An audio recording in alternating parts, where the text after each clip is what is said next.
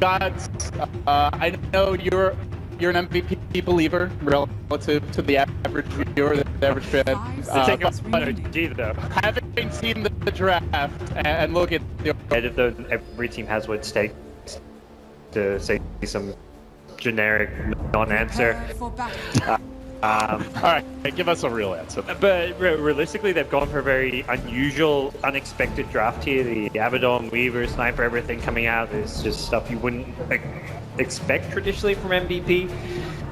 Ember Spirit's a hero you wouldn't expect, but I'm surprised to hear myself saying this is a really good Ember Spirit game. It's just a hero that's not really all that relevant. It's fallen off a lot just because of the tempo it plays at. But when picked against the Sniper, it's a really good counter. When picked with a Darkseer, it's really powerful because you can put the Iron Shot on the hero. You play very kind of high tempo early on. So I like the hero in OG's draft, and I feel MVP are going to have their work cut out for them to make the Sniper pick work. Well, it really is the dream Ember game. They have no silences. The only stun to speak of is the bench stun, which can easily be disjointed by a Sleight of Fist, by a Remnant, to get back to safety. So, I mean, it might be one of those few Ember games where he doesn't even go for a defensive item, and on top of that, you have a Shadow Demon behind him. He's got the Ion Shell, as the analyst mentioned, to find those early pickoffs and potentially flash farm. So, feels like the dream Ember game, even if he is a largely forgotten hero. With that, the team's gonna get ready for the old rune battle. Doesn't look like Vela is gonna play this too aggressively, just kind of poking his snout out. QO will get his own bounty run. So QO gonna be on the Sniper mid, a bit less of a run at you type of hero than what we're normally accustomed to seeing from QO. Yeah, still one of those, I guess, not kind of flashy heroes. I see it picked up. I'm not surprised to see QO on a Sniper just because it's that they're playing around him.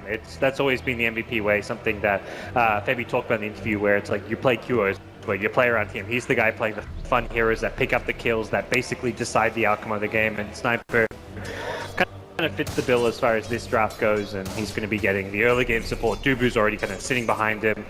Interesting as far as lanes go, though, it was an OG decision to run an aggressive lane, putting Darkseer in the safe lane. S4 is going to be taking on the 1v1 matchup against Weaver, while Velo is going to be struggling against an aggressive tri lane down bottom.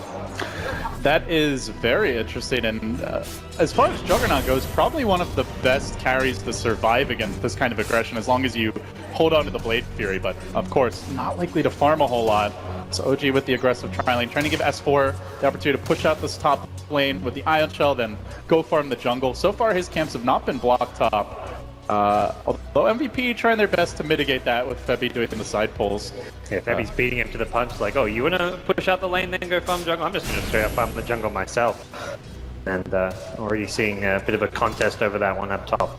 But mid lane, Anna's having a rough time getting harassed a bit, so there's a bit of a trade here as far as MVP is concerned. They're going to sacrifice Velo. He's playing that MP style carry where they don't really look to play around him or guarantee his farm as long as they can make progress elsewhere, predominantly on Q. Even for one of those players, we often see more farm allocated to than other offlanes because of the impact he can have. As far as the Ember having a rough game, I would say it's probably one of the games where it's more okay for that, given he has Ion Shell, and he's in a game where he is very difficult to catch.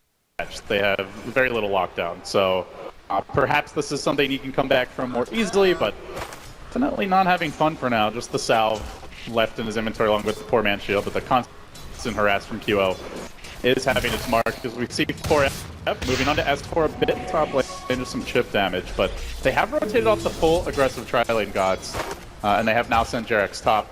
Perhaps we're going to see him start farming with the Ion Shell. Pretty common when you run like a greedier support with the Darkseer to see that relatively early. Career mid could be in some trouble here on the return. It's not going to be upgraded, and this should be a snipe.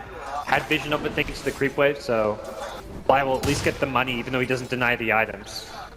Easy pick off there as Fly gets on the board. Haste rate expires at the buzzer, but had it anyway, I think, even without the haste. So OG off to a nice start here. They snipe the courier. That should relieve a lot of the pressure mid. Albeit against the sniper, this is not a hero that's too reliant on getting runes or the bottle, so... And as you mentioned, nothing on the courier anyway. He has enough regen too. The 3 tangos left. He's not low HP. He doesn't need the courier right away. No tail getting caught out in the bottom lane, and we'll try find the TPOA, not going to happen. MVP just barely able to finish him off, was left on a bit of an island. They were actually mid-lane swap with S4 coming down. But unfortunately, gets the TP. Yeah, that was like 0.1 seconds left, it felt. He had the 3-6 charges. He could have popped those before TPing, but yeah, it really looked like he should be fine. Velo in trouble now, getting very low. S4. No Blade Fury. He does have the healing ward. He's going to salve up.